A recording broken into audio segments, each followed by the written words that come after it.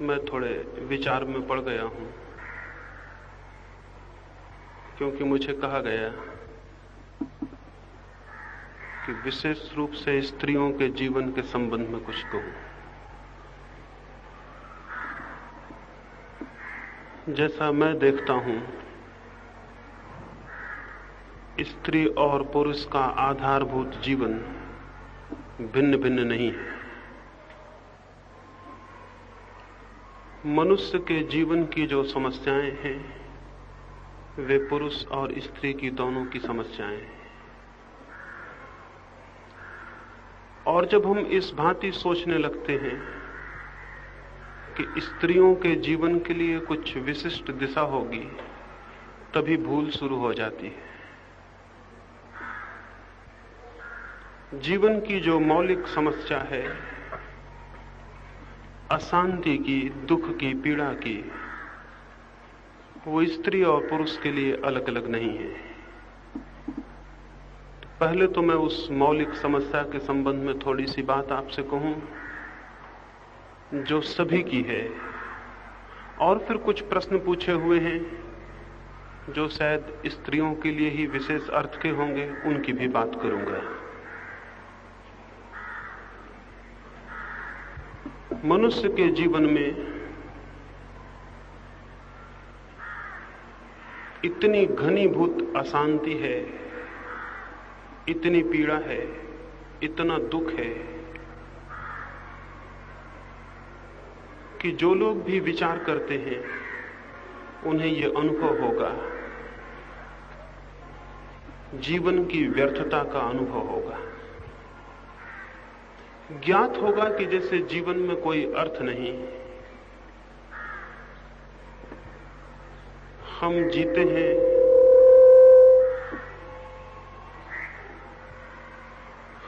जीते हैं केवल इसलिए कि मरने में समर्थ नहीं है। जिए जाते हैं और मृत्यु की प्रतीक्षा करते हैं। इस भांति जीना इतना व्यर्थ और बोझिल है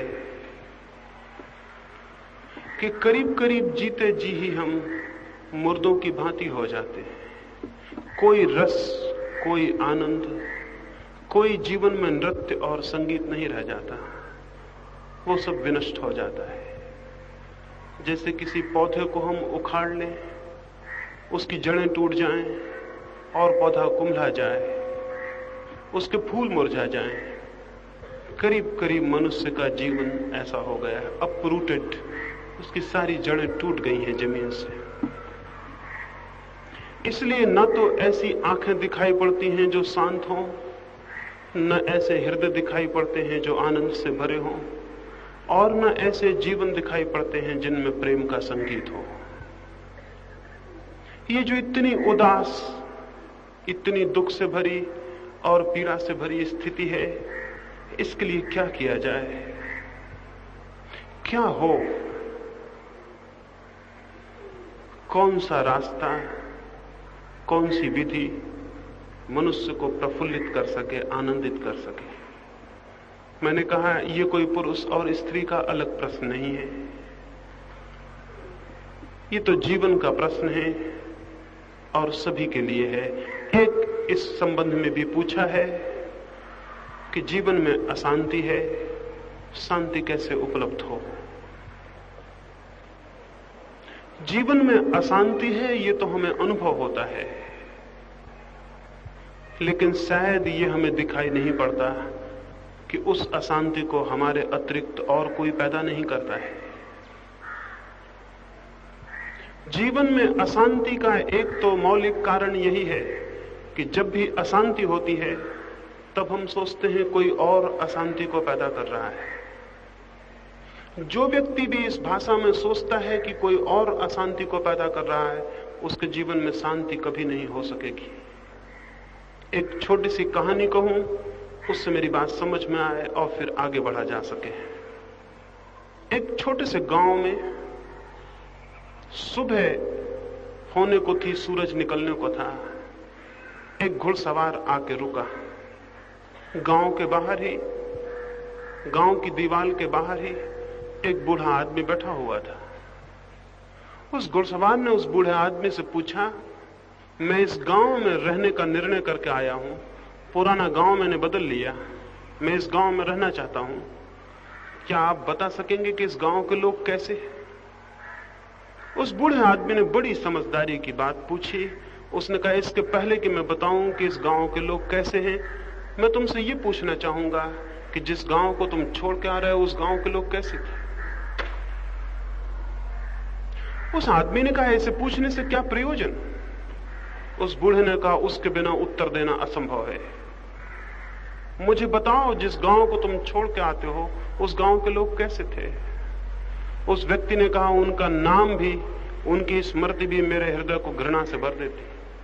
उस गांव के लोग बहुत दुष्ट थे, बहुत बुरे थे। उन्होंने ही मुझे इतना अशांत और पीड़ित किया कि उनके कारण मुझे उस गांव को छोड़ के आना पड़ा है। उस गांव के लोगों का नाम न लें, उनका नाम आते ही मेरे हृदय में घृणा भर आती। उस बूढ़े आदमी ने कहा, मित्र, तुम किसी और गांव में जाओ, इस गांव के लोग उस गांव से भी ज्यादा बुरे हैं। ये गांव तुम्हें ठीक नहीं हो सकेगा। मैं 70 वर्ष से इस गांव में रहता हूं, मैं लोगों को जानता हूं, वो बहुत बुरे हैं।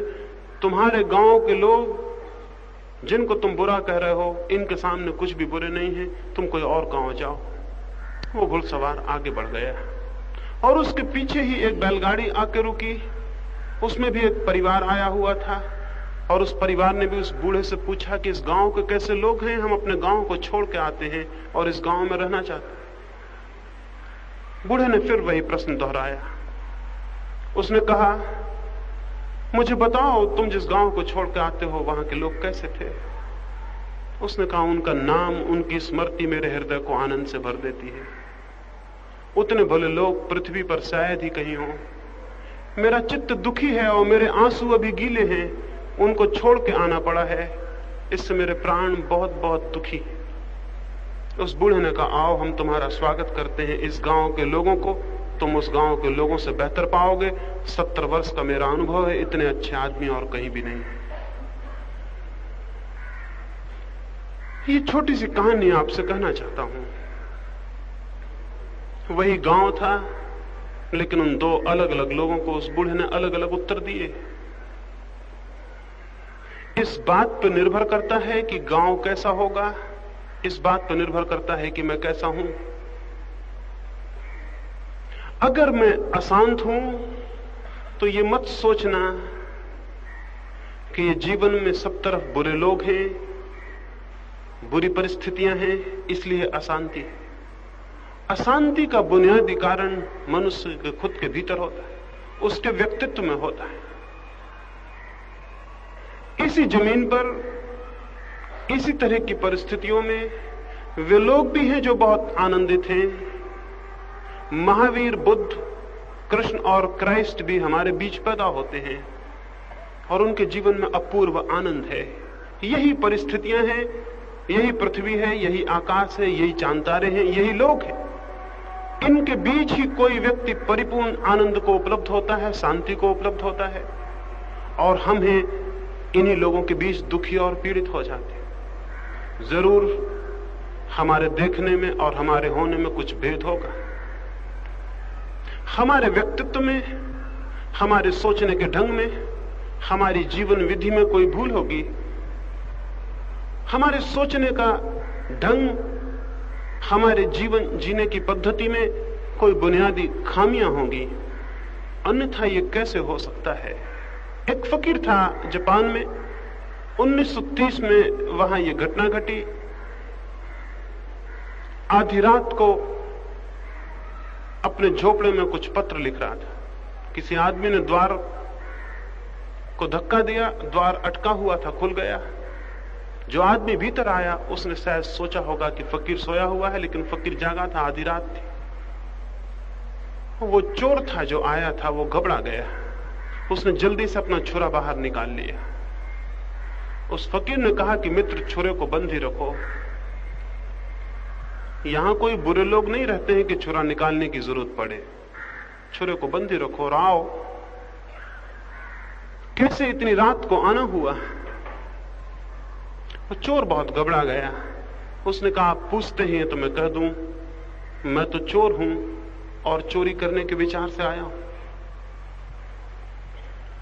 उस फकीर की आंखों में आंसू आ गए।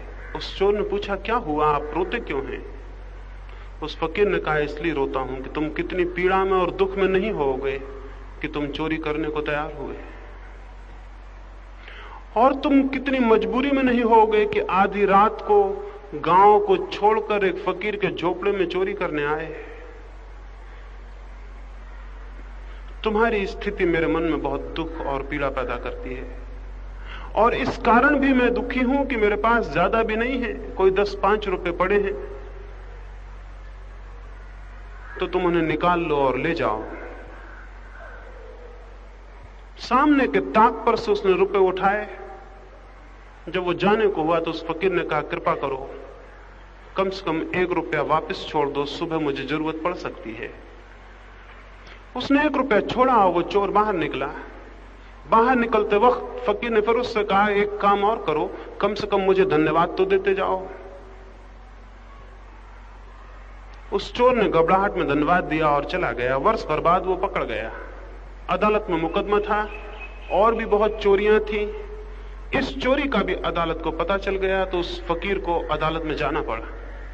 चोर घबराया हुआ था और सारे लोगों की गवाहियों का उतना मूल्य नहीं था, लेकिन अगर फकीर कह देगा कि ये चोरी करने आया, उस फकीर की बड़ी प्रतिष्ठा थी, सैकड़ों लोग उसको पूछते थे, उसकी बात को तो कोई गलत नहीं मानेगा। वो बहुत डरा हुआ था।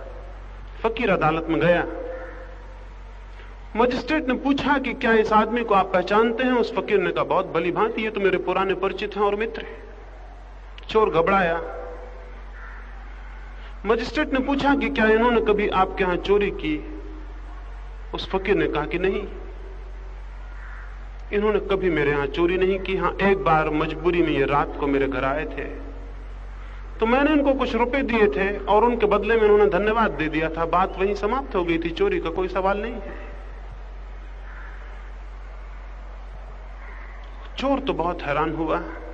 बाद में जब वो छूट गया तो उस फकीर के पास गया और उसने कहा, मैं बहुत हैरान हूं, एक चोर को भी आप चोर ना समझ पाए।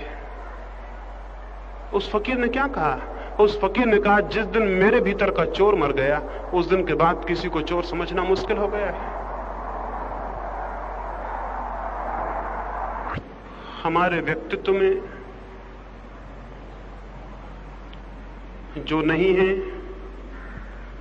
वो हमें ये सारी दुनिया नहीं दे सकती, और जो हमारे व्यक्तित्व में है उसे सारी दुनिया की ताकत हमसे छीन भी नहीं सकती।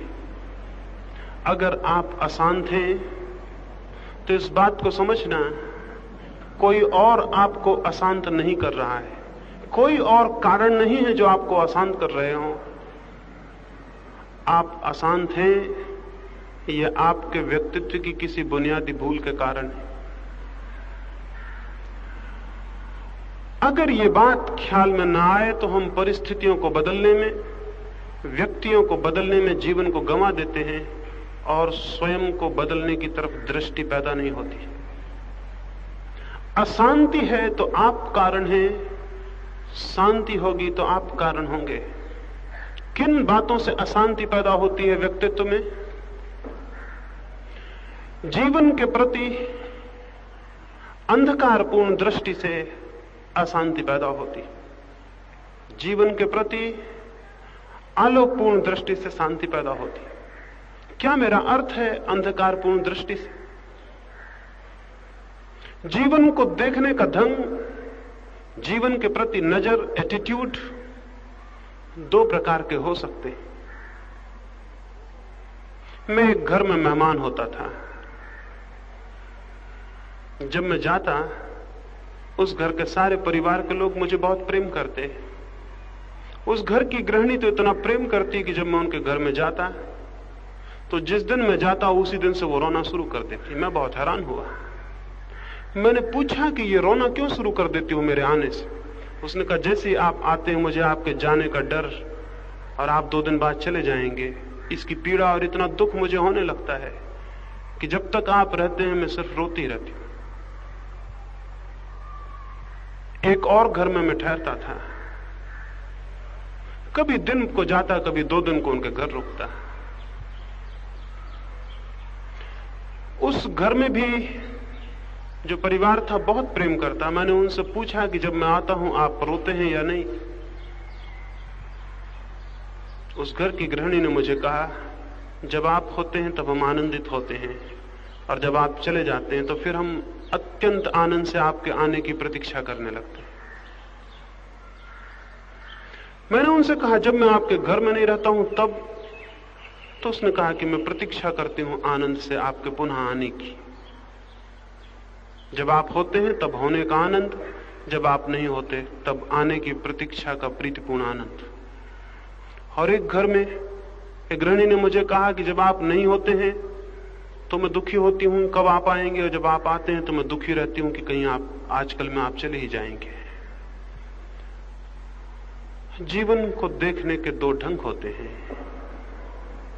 जो हमारे पास होता है उसमें आनंदित होना, और जो हमारे पास नहीं है उसके लिए दुखी होना। अगर आपके एक दांत में दर्द हो जाए तो ऐसा लगेगा कि मेरे ऊपर नरक टूट पड़ा, और आप सोचेंगी कि अगर ये मेरा दांत का दर्द अलग हो जाए तो मुझे सब सुख मिल जाएगा। लेकिन जब दांत का दर्द दूर हो जाता है आपको कौन सा सुख मिलता है? और अभी आपका कोई भी दांत नहीं दुख रहा है, आपको कौन सा सुख है? एक दांत का दर्द नरक में डाल देता है, 32 दांत में कोई भी नहीं दुख रहा है, लेकिन आप स्वर्ग में नहीं हैं। जो नहीं है, जिसका अभाव है, उससे तो हम दुखी और पीड़ित होते हैं, लेकिन जो है, जो उपलब्ध है, उससे हम आनंदित नहीं होते। तब तो जीवन एक दुख की लंबी कथा हो जाएगी। एक घर में मैं अभी कोई वर्ष हुआ गया, छोटा मकान था। वे बहुत दुखी थे और मुझसे कहे, मकान बहुत छोटा है, अगली बार जब आप आएंगे तो हम बड़े मकान में चले गए होंगे। छोटे मकान से वे दुखी थे। मैंने कहा कि मैं जरूर अगली बार आऊंगा। अगली बार मैं गया, वे बड़े मकान में पहुंच गए थे, लेकिन मुझे कोई सुखी नहीं दिखाई पड़े। मैंने उनसे पूछा कि बड़े मकान में आ गए हो लेकिन सुखी नहीं मालूम पड़ते। उन्होंने कहा, मकान तो जरूर बड़ा है, पहले मकान से बड़ा है, लेकिन फिर भी एक फ्लैट है, और हम तो एक बंगले का विचार करते हैं। 5 साल के भीतर नया बंगला बना लेंगे, अलग दूर झाड़ियों के बीच में। मैंने उनसे कहा, अगर मैं बचा और 5 साल के बाद भी आना संभव हुआ तो मैं आऊंगा। मैं ये देखने आऊंगा कि उस बंगले में भी आनंद मिलता है या नहीं। इतना मैंने उनसे कहा कि उस बंगले में भी आनंद नहीं मिलेगा, क्योंकि जिस व्यक्ति को जो उपलब्ध है, अगर वो उसमें आनंद खोजने में असमर्थ है तो उसे जो भी उपलब्ध हो जाएगा उसमें भी वो आनंद खोजने में असमर्थ होगा। आनंद तो हमारी खोज पर निर्भर करता है। जो है, अगर हम उसमें आनंद खोजने में समर्थ हो जाएं तो जो भी हमारे पास होगा हम उसमें भी आनंद खोजने में समर्थ होंगे। और अगर हमारे जीवन की दृष्टि जो भी है उसमें दुख खोजती हो तो फिर जो भी हमारे पास होगा हम उसमें दुख खोजते चले जाएंगे। ऐसे जीवन दुख की एक कथा हो जाती है और प्राणों में अशांति गिर जाती है। अशांत होने का अर्थ है हमने जीवन के अंधकारपूर्ण पहलू को पकड़ना सीखा है, हमने जीवन के प्रकाशपूर्ण पहलू को पकड़ना और पहचानना नहीं सीखा। एक और छोटी कहानी कहूं इस ख्याल से कि आप में से बहुत लोग नए होंगे, उनको मेरी बात ठीक से समझ में आ जाए। 2 साधु एक दिन सांझ को अपने झोपड़े पर वापस लौटे। वर्षा के दिन आने को थे, आकाश में बादल गिर गए थे, जोर के तूफान उठे हुए थे, हवाएं जोर से बह रही थीं और बादलों के आगमन की प्रतीक्षा थी। वर्षा के दिन आने को थे। वे दोनों सांझ को अपने झोपड़े पर लौटे, गांव के बाहर नदी के पास। पहला साधु जैसे ही अपने झोपड़े को देखा हैरान हो गया। हवाओं ने आधे झोपड़े को उड़ा दिया था, आधे झोपड़े का छप्पर टूटा हुआ गिरा हुआ था, दूर पड़ा था। गरीब का झोपड़ा था, कोई बड़ी ताकत का झोपड़ा नहीं था, लकड़ी बांस से बना हुआ था, आधा झोपड़ा उड़ गया था। वो फकीर बोला, इन्हीं बातों से तो परमात्मा पर शक आ जाता है। इतना बड़ा गांव है, इतने बड़े मकान हैं, उनमें से तो किसी का मकान नहीं टूटा है। इस गरीब साधुओं के मकान को भगवान ने तोड़ दिया। इसी से शक पैदा हो जाता है कि भगवान है भी या नहीं। पापियों के बड़े मकान खड़े हो जाते हैं, और हम जो निरंतर प्रार्थना में समय बिता रहे हैं, उनका आधा झोपड़ा खराब हो गया। अब वर्षा में क्या होगा? वो ये कह ही रहा था, अपने मन में सोच ही रहा था कि पीछे से दूसरा फकीर भी उसके साथ ही रहता था, वो भी आया। उसके आते उसने कहा कि देखते हो, हमारी सारी प्रार्थनाओं का फल, हमारे सारे उपवास, हमारी सारी पूजा ये फल लाई कि वर्षा सिर पर खड़ी है, झोपड़े का छप्पर उड़ गया। अब क्या होगा? इस वर्षा में कैसे दिन व्यतीत होंगे? लेकिन वो दूसरा फकीर झोपड़े को देखते जैसे किसी आनंद से भर गया और नाचने लगा, जैसे पागल हो गया हो। और उसने एक गीत गाया और उसने कहा कि परमात्मा तेरा धन्यवाद है। आंधियों का क्या भरोसा, पूरे झोपड़े को भी उड़ा के ले जा सकती थी, जरूर तूने ही बाधा दी होगी और आधे झोपड़े को बचाया। आंधियों का क्या भरोसा, आंधियां क्या देखती हैं कि किसका झोपड़ा है? गरीब फकीरों का। पूरा ही उड़ा ले जाती। जरूर तूने ही बाधा दी होगी, जरूर तूने ही रोका होगा, तब तो आधा रुक गया। और आधा तो काफी है, आधा तो बहुत है। वो झोपड़े के भीतर गया और रात उसने एक गीत लिखा, और उस गीत में उसने लिखा कि हमें तो पता ही नहीं था कि आधे छप्पड़ में इतना आनंद हो सकता, नहीं तो हम खुद ही पहले आधा अलग कर देते। आज रात को सोए, आधे में सोई भी रहे, और जब भी आंख खुली तो आधे खुले हुए छप्पड़ से आकाश में चमकते हुए तारे और चांद को भी देखते रहे। अब वर्षा आएगी, आधे में सोएंगे भी, आधे में वर्षा का गीत भी होता रहेगा, वर्षा की बूंदें भी टपकती रहेंगी। हमें पता होता, काश तो हम खुद ही आधा अलग कर देते। भगवान तूने वक्त पर ठीक किया। उस रात वे दोनों उस झोपड़े में सोए।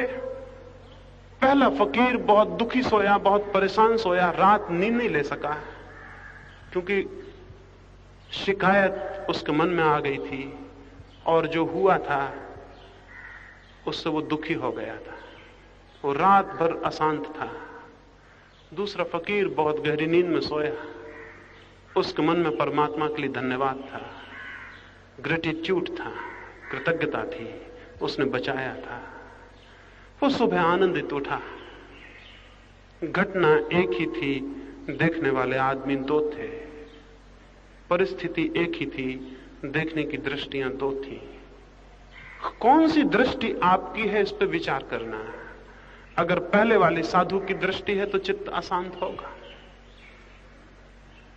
अगर दूसरे वाले साधु की दृष्टि है तो जीवन में बहुत आनंद है, बहुत बहुत आनंद है, जीवन में बहुत कृतज्ञ होने जैसा है।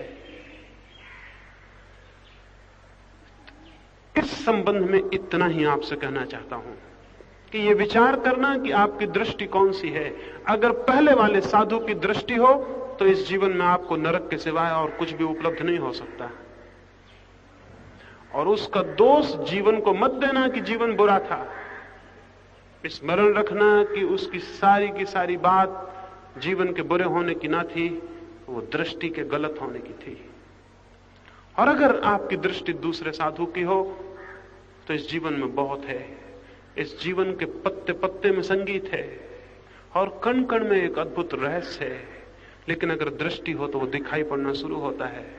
छोटे छोटे प्रेम में बहुत प्रार्थनाएं हैं, छोटे छोटे जीवन के संबंधों में बहुत आनंद है,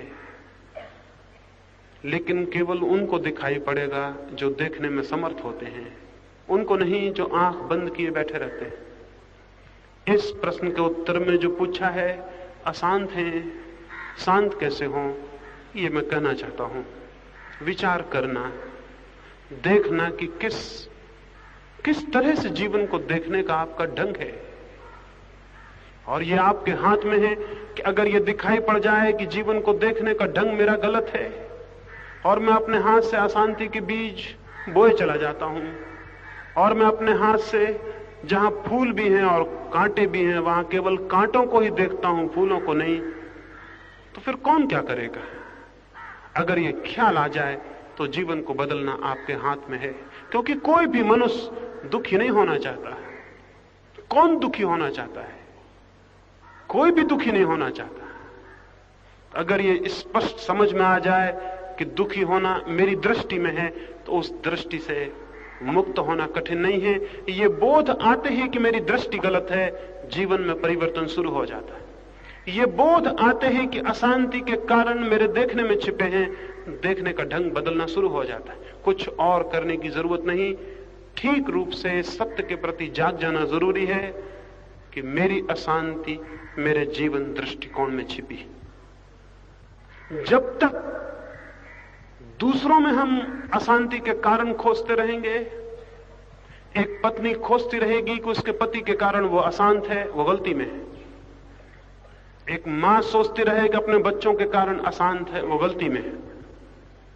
एक बहन सोचती रहे कि वो अपने संबंधियों के कारण अशांत है, वो गलती में है। जो भी ये सोचता हो कि मैं किसी और के कारण अशांत है, वो एकदम गलत है। और इस भांति सोचने से उसके जीवन में कभी शांति संभव नहीं हो सकती। यह सोचना ही अशांति को जन्म देता है। सोचने का ढंग बदलना जरूरी है। वो तभी बदल सकता है जब हम अपने व्यक्तित्व का ठीक से विश्लेषण करें, ठीक से अपने व्यक्तित्व को सोचें और समझें और देखें कि मेरे नजर में, मेरी दृष्टि में कहीं भूल तो नहीं है, कहीं बुनियादी भूल तो नहीं है। और मैं समझता हूं कि हम में से प्रत्येक के पास इतनी समझ होती है कि अगर हम उसका उपयोग करें तो अपनी दृष्टि की भूल को देख पा सकते हैं। और वो देख ली जाए, उसका दर्शन हो जाए, तो जीवन में क्रांति होनी शुरू हो जाती है। वही होंगे दिन, वही होंगी रातें, वही होंगे पति, वही होंगे बच्चे, वही होगा परिवार, वही होगी दुनिया। लेकिन दृष्टि के बदलते ही वही सब जहां नरक था, स्वर्ग का आगमन शुरू हो जाता है। स्वर्ग और नरक कोई भौगोलिक, कोई ज्योग्राफिकल स्थितियां नहीं है कि कहीं ज्योग्राफी में, कहीं भूगोल में खोजने से नरक और स्वर्ग मिल जाएंगे। स्वर्ग और नरक साइकोलॉजिकल, मनुष्य की मानसिक स्थितियां हैं। जो मनुष्य जीवन को ठीक से देखने में समर्थ हो जाता है, वो यहीं स्वर्ग में प्रविष्ट हो जाता है, और जो गलत ढंग से देखता है वो नरक में प्रविष्ट हो जाता है। कुछ और दो एक प्रश्न पूछे हैं।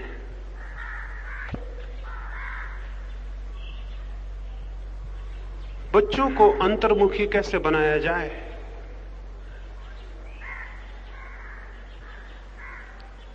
पहली तो बात यह है कि बच्चों को कैसा बनाया जाए, इसकी बजाय हमेशा ये सोचना चाहिए खुद को कैसा बनाया जाए। हमेशा हम ये सोचते हैं कि दूसरों को कैसा बनाया जाए, और मैं ये भी आपसे कहूं कि वही व्यक्ति ये पूछता है कि दूसरों को कैसे बनाया जाए जो खुद ठीक से बनने में असमर्थ रहा है। अगर उसके खुद के व्यक्तित्व का ठीक ठीक निर्माण हुआ हो, तो जीवन के जिन सूत्रों से उसने खुद को निर्मित किया है, खुद के जीवन में शांति को, स्वयं को पाने की दिशा खोजी है, खुद के जीवन में संगीत पाया है, उन्हीं सूत्रों से, उन्हीं सूत्रों के आधार पर वो दूसरों के निर्माण के लिए भी अनायास अवसर बन जाता है। लेकिन हम पूछते हैं कि बच्चों को कैसे बनाया जाए। इसके पीछे पहली तो बात ये समझ लें कि आपकी बनावट कमजोर होगी, ठीक ना होगी, और ये भी समझ लें कि किसी दूसरे को बनाना डायरेक्टली, सीधे सीधे असंभव है।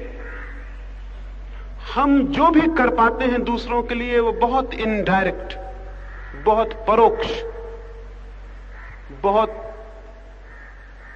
पीछे के रास्ते से होता है, सामने के रास्ते से नहीं।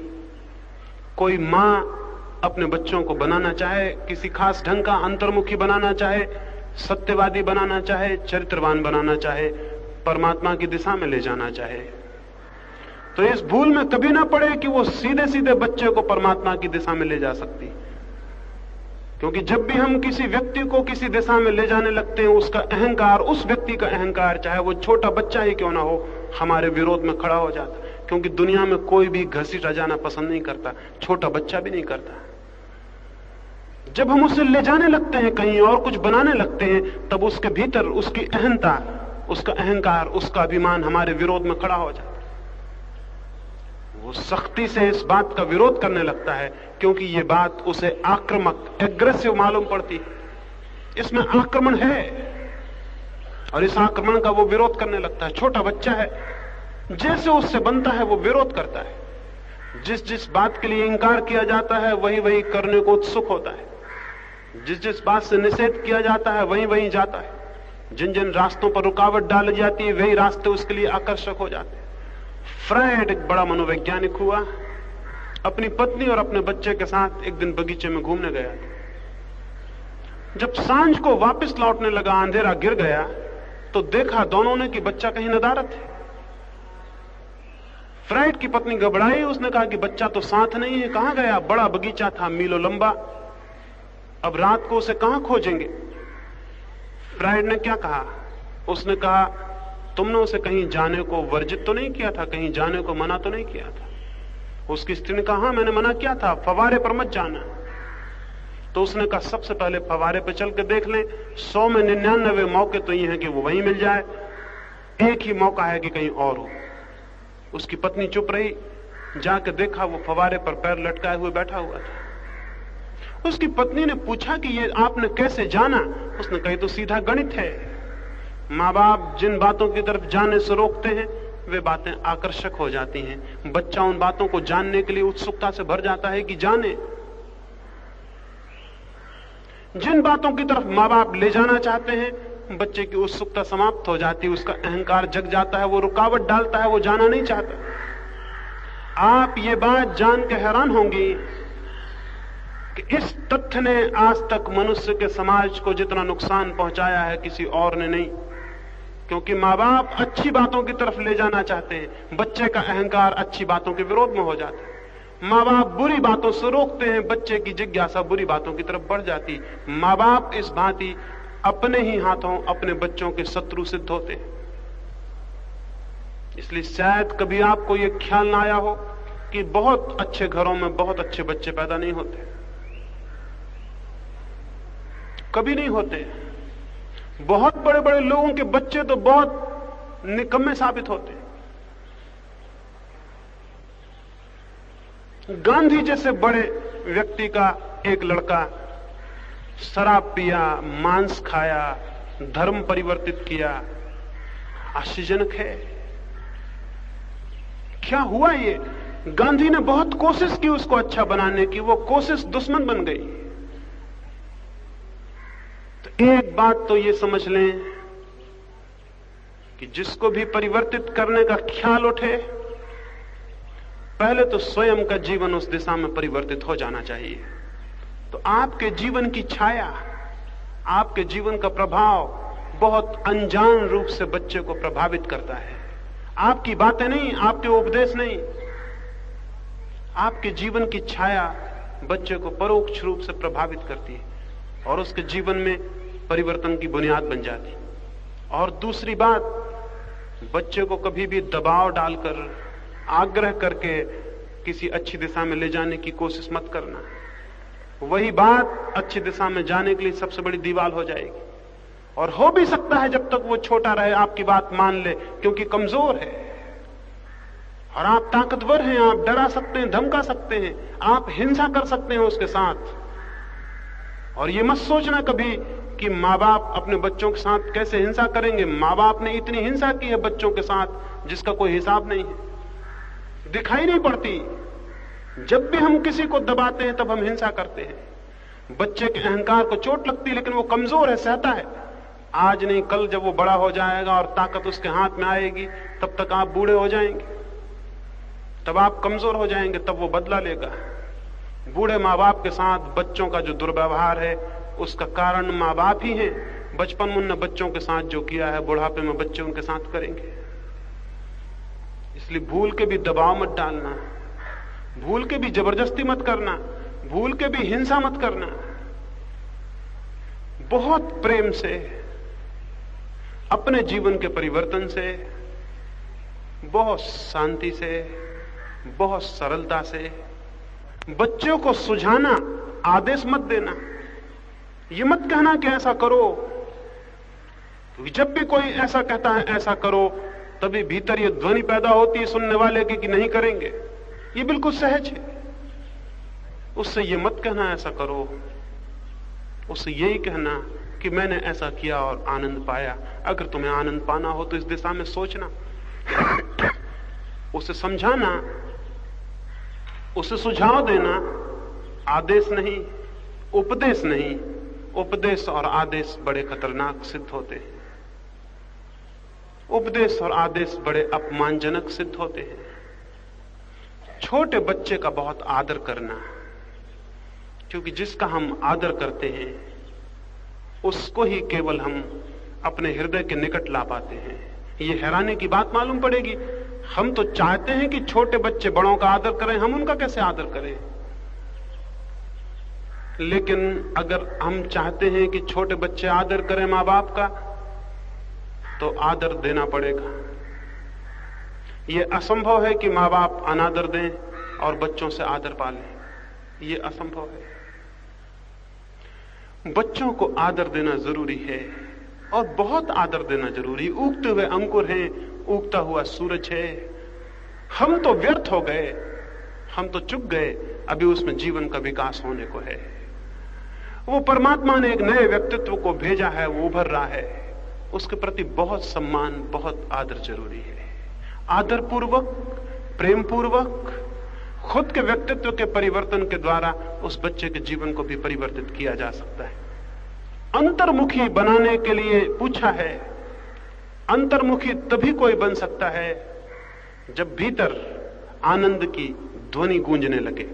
हमारा चित्त वहीं चला जाता है जहां आनंद होता है। अभी मैं यहां बोल रहा हूं, अगर कोई वहां एक वीणा बजाने लगे और गीत गाने लगे, तो फिर आपको अपने मन को वहां ले जाना थोड़ी पड़ेगा, वो चला जाएगा। आप अचानक पाएंगे कि आपका मन मुझे नहीं सुन रहा है, वो वीणा सुनने लगा।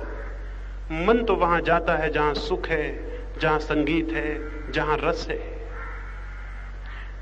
बच्चे बहिर्मुखी इसलिए हो जाते हैं कि वो माँ बाप को देखते हैं दौड़ते हुए बाहर की तरफ। एक माँ को वो देखते हैं बहुत अच्छे कपड़ों की तरफ दौड़ते हुए, देखते हैं गहनों की तरफ दौड़ते हुए, देखते हैं बड़े मकान की तरफ दौड़ते हुए, देखते हैं बाहर की तरफ दौड़ते हुए। उन बच्चों का भी जीवन बहिर्मुखी हो जाता है। अगर वे देखें एक माँ को आंख बंद किए हुए और उसके चेहरे पर आनंद झरते हुए देखें, और वे देखें एक माँ को प्रेम से भरे हुए, और वे देखें एक माँ को छोटे मकान में भी प्रफुल्लित और आनंदित, और वे कभी कभी देखें कि माँ आंख बंद कर लेती है और किसी आनंद के लोक में चली जाती है, वे पूछेंगे कि ये क्या है, कहां चली जाती हो? वे अगर माँ को ध्यान में और प्रार्थना में देखें, वे अगर किसी गहरी तल्लीनता में उसे डूबा हुआ देखें, वे अगर उसे बहुत गहरे प्रेम में देखें, तो वे जानना चाहेंगे कि कहां जाती हो, ये खुशी कहां से आती है, ये आंखों में शांति कहां से आती है, ये प्रफुल्लता चेहरे पर कहां से आती है, ये सौंदर्य, ये जीवन कहां से आ रहा है। वे पूछेंगे, वे जानना चाहेंगे, और वही जानना, वही पूछना, वही जिज्ञासा, फिर उन्हें मार्ग दिया जा सकता है। तो पहली तो जरूरत है कि अंतर्मुखी होना खुद सीखें। अंतर्मुखी होने का अर्थ है घड़ी दो घड़ी को 24 घंटे के जीवन में सब बातें चुप हो जाएं, मौन हो जाएं, भीतर से आनंद को उठने दें, भीतर से शांति को उठने दें, सब तरह से मौन और शांत होकर घड़ी दो घड़ी को बैठ जाएं। जो माँ बाप 24 घंटे में भी घंटे दो घंटे को मौन होकर नहीं बैठते, उनके बच्चों के जीवन में मौन नहीं हो सकता। जो माँ बाप घंटे दो घंटे को घर में प्रार्थना में लीन नहीं हो जाते हैं, ध्यान में नहीं चले जाते हैं, उनके बच्चे कैसे अंतर्मुखी हो सकेंगे? बच्चे देखते हैं माँ बाप को कलह करते हुए, द्वंद्व करते हुए, संघर्ष करते हुए, लड़ते हुए, दुर्वचन बोलते हुए। बच्चे देखते हैं माँ बाप के बीच कोई बहुत गहरा प्रेम का संबंध नहीं देखते, कोई शांति नहीं देखते, कोई आनंद नहीं देखते, उदासी, ऊब, घबराहट, परेशानी देखते हैं। ठीक इसी तरह की जीवन की दिशा उनकी हो जाती है। बच्चों को बदलना हो तो खुद को बदलना जरूरी है। अगर बच्चों से प्रेम हो तो खुद को बदल लेना एकदम जरूरी है। जब तक आपके कोई बच्चा नहीं था तब तक आपकी कोई जिम्मेवारी नहीं थी। बच्चा होने के बाद एक अद्भुत जिम्मेवारी आपके ऊपर आ गई। एक पूरा जीवन बनेगा या बिगड़ेगा और वह आप पर निर्भर हो गया। अब आप जो भी करेंगी उसका परिणाम उस बच्चे पर होगा। अगर वो बच्चा बिगड़ा, अगर वो गलत दिशाओं में गया, अगर दुख और पीड़ा में गया, तो उसका पाप किसके ऊपर होगा? बच्चे को पैदा करना आसान, लेकिन ठीक अर्थों में मां बनना बहुत कठिन है। बच्चे को पैदा करना तो बहुत आसान है, पशु पक्षी भी करते हैं, मनुष्य भी करते हैं, भीड़ बढ़ती जाती दुनिया में, लेकिन इस भीड़ से कोई हल नहीं है। मां होना बहुत कठिन है। अगर दुनिया में कुछ स्त्रियां भी मां हो सकें तो सारी दुनिया दूसरी हो सकती है। मां होने का अर्थ है इस बात का उत्तरदायित्व कि जिस जीवन को मैंने जन्म दिया है, अब उस जीवन को ऊंचे से ऊंचे स्तरों तक, परमात्मा तक पहुंचाने की दिशा पर ले जाना मेरा कर्तव्य है। और इस कर्तव्य की छाया में मुझे खुद को बदलना होगा, क्योंकि जो व्यक्ति भी दूसरे को बदलना चाहता हो, उसे अपने को बदले बिना कोई रास्ता नहीं है। एक और प्रश्न पूछा हुआ है, बहुत महत्वपूर्ण। पूछा है कि पत्नी की इच्छा के विरुद्ध जब पति शारीरिक उपभोग करने के लिए बाध्य करते हैं तो स्त्री की मानसिक हालत विक्षिप्त हो जाती है।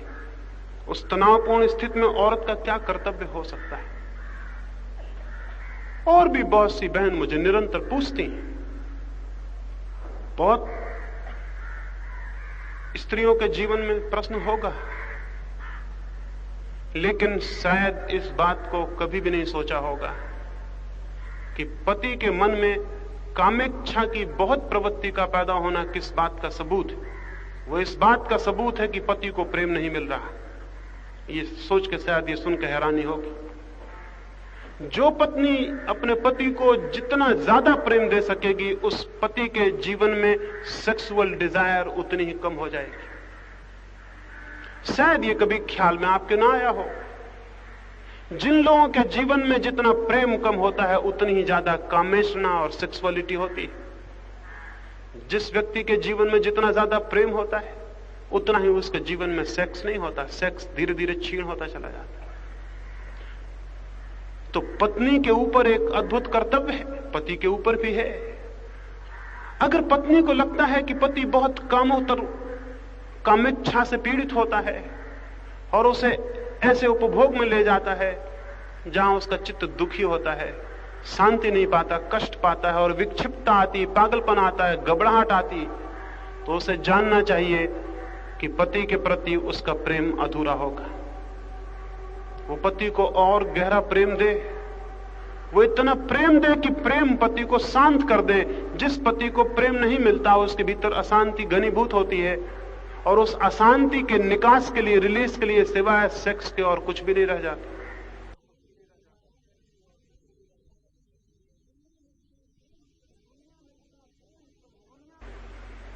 दुनिया में जितना प्रेम कम होता जा रहा है, उतनी सेक्सुअलिटी बढ़ती जा रही है, उतनी काम उत्तेजना बढ़ती जा रही है। अगर पत्नी पति को परिपूर्ण प्रेम दे, बहुत पुराने ऋषि ने एक अद्भुत बात कही है। एक बहुत पुराने ऋषि को एक घर में आमंत्रित किया गया था, नया विवाह हुआ था और लड़की विदा हो रही थी। उस ऋषि ने उस लड़की को आशीर्वाद दिया कि मैं तुझे आशीर्वाद देता हूं कि तेरे 10 पुत्र हों और अंत में तेरा पति भी तेरा 11वां पुत्र हो जाए। तो स्त्री घबरा गई, उसके परिजन घबरा गए कि ये ऋषि ने क्या कहा। पूछा कि इसका अर्थ, उसने कहा कि तू पति को इतना प्रेम करना, इतना प्रेम करना कि पति का तेरा प्रेम, तेरे प्रेम की पवित्रता, तेरे प्रेम की प्रार्थना पति के भीतर से सेक्स को विलीन कर दे और वो एक दिन तेरा पुत्र जैसा हो जाए। जीवन की सार्थकता और दाम्पत्य की परिपूर्ण निष्पत्ति तभी है जब पत्नी अंततः पाए कि पति भी उसका पुत्र हो गया है, वो उसकी मां हो गई। गांधी लंका गए थे, वहां किसी ने भूल से, बाबी उनके साथ थी, किसी ने भूल से उनका परिचय दिया और कह दिया कि गांधी भी आए हैं और बड़े सौभाग्य की बात है, उनकी मां बाबी आई है। बाबी घबरा गई, गांधी के साथी भी सब परेशान हुए कि तो हमारी भूल हो गई, पहले बताना था। फिर गांधी बोलने ही बैठ गए थे तो कोई उपाय ना था। लेकिन गांधी ने क्या कहा? गांधी ने कहा कि किसी मित्र ने परिचय देते वक्त भूल से सच्ची बात कह दी। बा पहले मेरी पत्नी थी, इधर 10 वर्षों से मेरी मां हो गई। जो पत्नी पति की मां न बन पाए, अंततः जानना चाहिए उसका जीवन व्यर्थ गया। प्रेम जितना घनीभूत होगा, प्रेम जितना गहरा होगा, उतना ही पवित्र होता चला जाता है, उतना ही सेक्स विलीन होता चला जाता है। एक बात। दूसरी बात, ये तो लंबी प्रक्रिया से होगा, लेकिन पूछा है पति अगर जबरदस्ती करे तो आज ही तो ये नहीं हो सकता। आज क्या होगा? इस क्षण क्या हो सकता है? पति अगर जबरदस्ती करे और कामोपभोग में ले जाए तो स्त्री क्या करे? मेरा मानना है इसे प्रयोग करें, समझें और सोचें। अगर पति जबरदस्ती ले जाता है कामोपभोग में, तो ठीक कामोपभोग के क्षण में, ठीक इंटरकोर्स के क्षण में अपने मन में पूरी प्रार्थना करें कि पति के जीवन में शांति हो, पति के जीवन में प्रेम हो। ठीक उस क्षण में प्रार्थना करें अपने मन में। उस क्षण में पत्नी और पति की आत्माएं अत्यंत निकट होती हैं, अत्यंत निकट होती हैं। उस क्षण में पत्नी के मन में जो भी उठेगा वो पति के मन तक संक्रमित हो जाता है। अगर उस क्षण में यह प्रार्थना की है कि पति के जीवन में शांति और प्रेम हो, सेक्स क्षीण हो, कामोत्तेजना क्षीण हो, उसके मन के विकार गिरें। अगर पत्नी ने यह बहुत प्रेमपूर्ण प्रार्थना की है, इसके फल तत्क्षण दिखाई पड़ने शुरू हो जाएंगे। क्योंकि उस क्षण पति और पत्नी दो शरीर ही होते हैं, उनकी आत्माएं अत्यंत निकट हो जाती हैं और उस क्षण में जो भी भाव हों वे एक दूसरे में प्रविष्ट हो जाते हैं। तात्कालिक करने के लिए मैं ये कहता हूं, लेकिन लंबे जीवन के प्रवाह में इतना प्रेम देने को कहता हूं कि प्रेम इतनी पवित्रता को पैदा कर दे कि सेक्स की कल्पना धीरे धीरे क्षीण हो जाए और विलीन हो जाए। तो मैंने आपसे कही इस ख्याल से नहीं कि मैंने जो कहा है उसको वैसा ही मान लेना। मैं कोई गुरु नहीं हूं, मैं कोई उपदेशक नहीं हूं, और मैं कोई प्रचारक नहीं हूं, और मेरे मन में कोई आकांक्षा नहीं है कि मैं जो कहता हूं उसे कोई माने। फिर मैं क्यों कहता हूं? कहता हूं सिर्फ इस छोटी सी बात के कारण कि जो मैंने कहा है उसे कोई सोचे, विचारे। तो जो मैंने कहा है उसे मान लेने की कोई जरूरत नहीं है। उसे सोचना, विचारना, उस पर थोड़ा जीवन में प्रयोग करना, और अगर उस प्रयोग से, उस सोच विचार से उसमें से कोई सूत्र निकले तो वो सूत्र फिर आपका हो जाएगा, वो फिर मेरा नहीं है। फिर वो आपका जीवन दर्शन बन जाएगा, वो फिर आपके जीवन के लिए आधार बन जाएगा, वो फिर मेरा नहीं है। फिर मुझे भूला जा सकता है और उस सूत्र के अनुसार जीवन को गति दी जा सकती है। मैंने कुछ कहा है इस ख्याल से कि वो आपके भीतर विचार के लिए प्रेरणा बनेगा। विश्वास नहीं बनेगा आपका, विचार के लिए प्रेरणा बनेगा। मैंने कुछ कहा है उस अवसर बनेगा कि आप उस पर सोचेंगे, चिंतन करेंगे। जितना चिंतन करेंगे, जितना जीवन में खो देंगे और विचार करेंगे, उतनी ही ज्यादा संपदा मिलनी शुरू हो जाती है। बहुत कुछ छिपा है जीवन में जो विचार की कुदाली को लेकर खोदना शुरू करता है, वो बहुत बड़ी संपत्ति का मालिक हो जाता है। वो दरिद्र नहीं रह जाता, फिर वो दीन नहीं रह जाता।